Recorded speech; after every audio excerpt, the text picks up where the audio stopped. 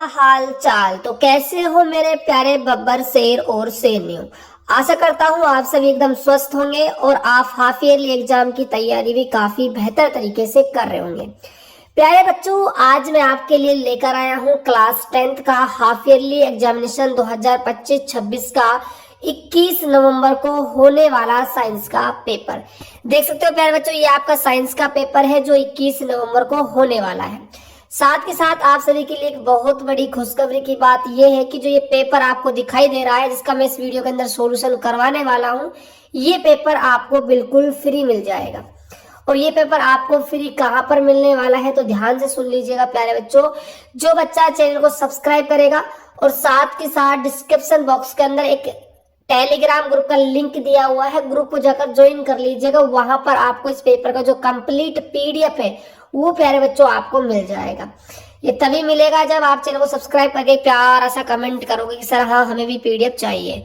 ठीक है, तो देख सकते हो ये आपका भाई साइंस का पेपर है। 1005 आपके भाई पेपर का कोड होने वाला है और जो आपका समय रहेगा पेपर का वो 3 घंटे 15 मिनट रहेगा। ये सामान्य अनुदेश दिए हुए, इनको भी एक बार आप अच्छे से रीड कर लीजिएगा। देखिए मेरे बच्चों, हम स्टार्ट करते हैं पेपर का सॉल्यूशन। तो चैनल को अब तक सब्सक्राइब नहीं किया है तो बच्चों सब्सक्राइब कर लीजिएगा। देखिए खंड ए यानी कि सेक्शन ए की बात करते हैं। तो ये आपका क्या है भाई, बहुविकल्पीय क्वेश्चन है। पहला देखिएगा, निम्न में से कौन आहार श्रृंखला का निर्माण करते हैं। आहार श्रृंखला कौन बनाता है ये आपको बताना है। तो देखिए इसका जो सही आंसर है ना बच्चों, वो घास, बकरी और मानव। बी ऑप्शन आपका बिल्कुल सही हो जाएगा। बात करते हैं क्वेश्चन नंबर सेकंड की, लघु पतन के समय परिपथ में विद्युत धारा का मान कैसा होगा। बहुत कम, परिवर्तित नहीं, बहुत अधिक या फिर निरंतर परिवर्तित होता है। तो देखिए यहाँ पर क्या है, बहुत अधिक अधिक क्या है, बढ़ जाता है। सी ऑप्शन आपका बिल्कुल राइट आंसर हो जाएगा। चलिए अब हम बात करते हैं क्वेश्चन नंबर थर्ड की। चित्र में दर्शाए अनुसार कोई इलेक्ट्रॉन किसी चुंबकीय क्षेत्र के लंबवत प्रवेश करता है। इलेक्ट्रॉन पर आरोपित बल की दिशा क्या होगी। दाईं ओर, बाईं ओर, कागज से बाहर की ओर आते हुए, कागज में भीतर की ओर जाते हुए। तो देखिए इसका जो सही आंसर है ना प्यारे बच्चों, वो आपका हो जाएगा कागज में भीतर की ओर जाते हुए। डी ऑप्शन आपका बिल्कुल करेक्ट आंसर हो जाएगा। चलिए हम बात करते हैं क्वेश्चन नंबर 4 की। देखिएगा, निम्नलिखित में से कौन सा पद विद्युत परिपथ में विद्युत शक्ति को निरूपित नहीं करता, यानी कि कौन सा ऐसा फॉर्मूला है जो शक्ति का नहीं है, वो आपको बताना है। तो I/R² जो फॉर्मूला है बच्चों, ये शक्ति का सूत्र नहीं होता है, इसीलिए आपका जो ऑप्शन नंबर बी है वो बिल्कुल आपका सही हो जाएगा। अगला क्वेश्चन देखिएगा, किसी गोलीय दर्पण तथा किसी पतले गोलीय लेंस दोनों की फोकस दूरियां -15 सेंटीमीटर है। दर्पण तथा लेंस संभव होते हैं, यानी कि आपको दर्पण और लेंस का यहाँ पर नाम बताना है। देखिए माइनस के अंदर जो फोकस दूरी होती है वो अवतल दर्पण की और अवतल लेंस की होती है। तो यहाँ पर दोनों ही आपका अवतल आ जाएगा, ऑप्शन नंबर ए हो जाएगा। आगे चलते हैं। अगला आपका क्वेश्चन नंबर 6 है, द्विध्रुव संकरण में capital R, small R, capital Y, small Y किसको निरूपित करता है। तो ये निरूपित करता है गोल पीले बीज को। ऑप्शन नंबर आपका ए हो जाएगा। क्वेश्चन नंबर देखिएगा यहाँ पर 7 क्या है, मनुष्य में विक एक तंत्र का भाग है जो संबंधित है। तो ये किससे संबंधित है, ये आपका उत्सर्जन से संबंधित है। ऑप्शन नंबर आपका सी हो जाएगा। क्वेश्चन नंबर देखिएगा 8वां क्या है, ब्यूटेनॉन एक चतुर्कार्बन यौगिक है जिसका प्रतिक्रियात्मक समूह है। इसका प्रतिक्रियात्मक समूह आपको प्यारे बच्चों बताना है। तो ये आपका हो जाएगा कीटोन। ठीक है, ऑप्शन नंबर सी हो जाएगा। आगे है क्वेश्चन नंबर 9, कोई बिलियन लाल लिटमस को नीला कर देता है, इसका पीएच संभवतः क्या होगा। पीएच मान आपको वही बताना है, तो इसका पीएच मान हो जाएगा। चलिए क्वेश्चन नंबर जो आपका बहुविकल्पीय था वो तो हुआ खत्म। अब हम बात करते हैं क्वेश्चन नंबर 2 की, जिसके अंदर आपको रिक्त स्थानों क्या है पूर्ति करनी है। तो पहला क्वेश्चन है, क्लोरोफ्लोरोकार्बन जो है CFCs जैसे रसायनों ने ओजोन परत को नुकसान पहुंचाया है, जो कि सूर्य से आने वाली विकिरणों से क्या है, हमारी सुरक्षा प्रदान करती है। तो ये हमारा हो जाएगा पराबैंगनी। कौन सा भाई,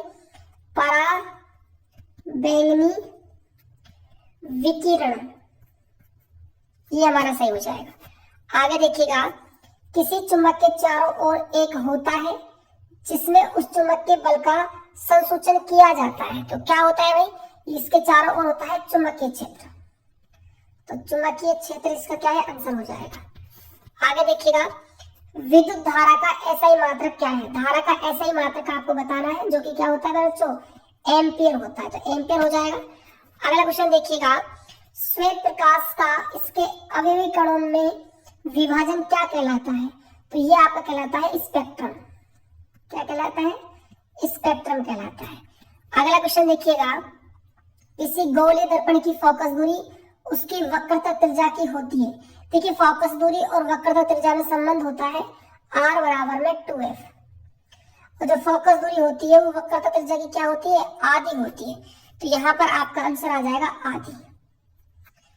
अगला देखिएगा, अगला क्वेश्चन क्या है, मेंडल ने पौधों पर आनुवांशिकता का अध्ययन किया। तो कौन से पौधे थे वो, ये थे आपके मटर के।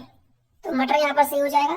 अगला है, लाल रक्त कोशिका में उपस्थित वर्णक ऑक्सीजन परिवहन में सहायक होता है। ये कौन सा है, हीमोग्लोबिन। हीमोग्लोबिन आपका सही आंसर हो जाएगा। चलिएगा, बात करते हैं नेक्स्ट क्वेश्चन की। देखिए, यहाँ पर आपके सामने स्ट्रक्चर आपको दिखाई दे रही होगी क्वेश्चन नंबर 8 के अंदर। इस यौगिक का आपको नामकरण करना है, ठीक है। तो इसका नामकरण हो जाएगा आपका मेथेनॉल। तो मेथेनॉल इसका क्या है, नामकरण हो जाएगा। चलिए, अगला क्वेश्चन देखिएगा, कमरे के ताप पर धातु द्रव्य अवस्था में होती है।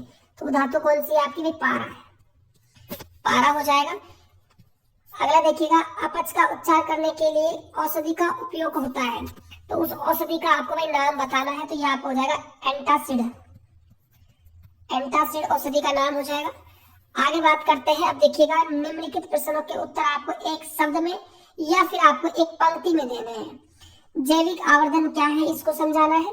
हमारे द्वारा उत्पादित अजैव निम्नीकरण कचरे से उत्पन्न होने वाले किसी एक समस्या का आपको नाम लिखना है।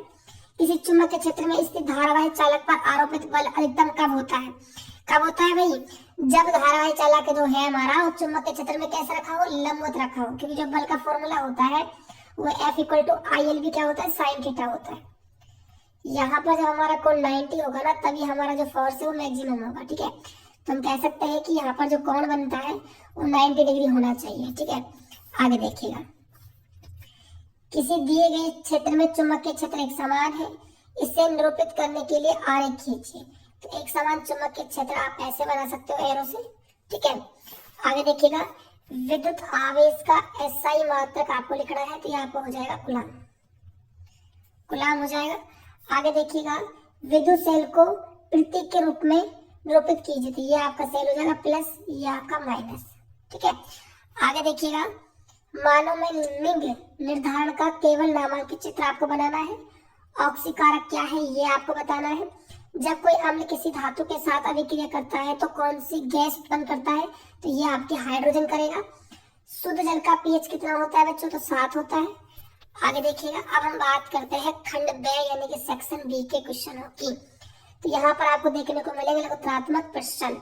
तो यहाँ क्वेश्चन नंबर 13 है, पीतल एवं तांबे के बर्तनों में दही एवं खट्टे पदार्थ क्यों नहीं रखने चाहिए, ये आपको बताना है।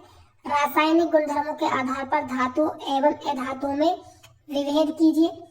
कार्बन एवं उसके यौगिकों का उपयोग अधिकतर अनुप्रयोगों में ईंधन के रूप में क्यों किया